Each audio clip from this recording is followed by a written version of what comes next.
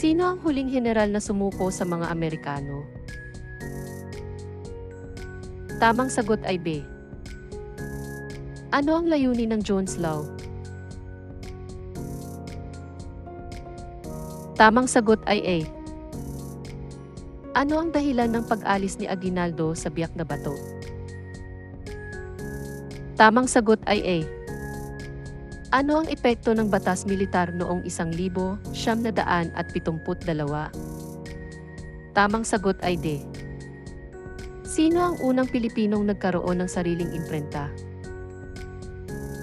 Tamang sagot ay A. Ano ang tawag sa unang Republika ng Pilipinas?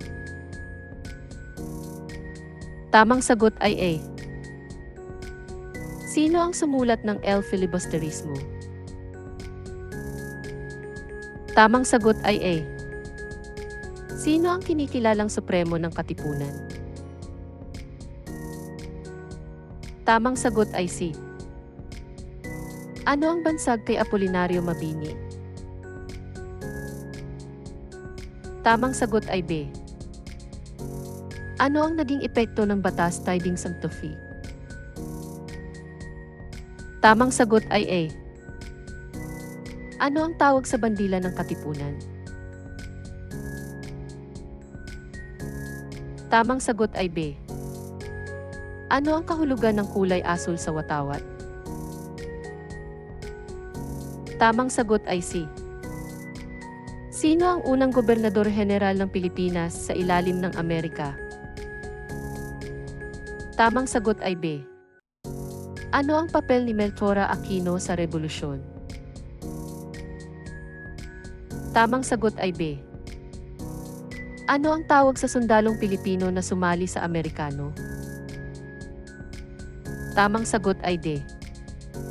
Sino ang nagtaguyod ng Philippine Independence Act?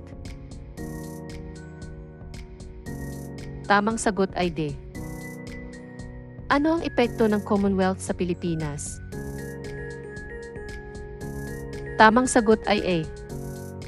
Ano ang tawag sa batas na nagpabawal sa Pilipinas makipagkalakalan sa ibang bansa?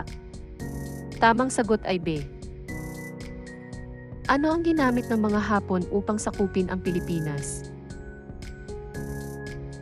Tamang sagot ay B. Saan ipinatapon si Emilio Aguinaldo? Tamang sagot ay A. Sino ang namuno sa pananakop ng Espanya? Tamang sagot ay B. Ano ang huling labanan sa digmaang Pilipino-Amerikano? Tamang sagot ay B. Kailan naganap ang EDSA People Power? Tamang sagot ay A. Ano ang opisyal na pangalan ng Pilipinas sa ilalim ng Espanya? Tamang sagot ay A.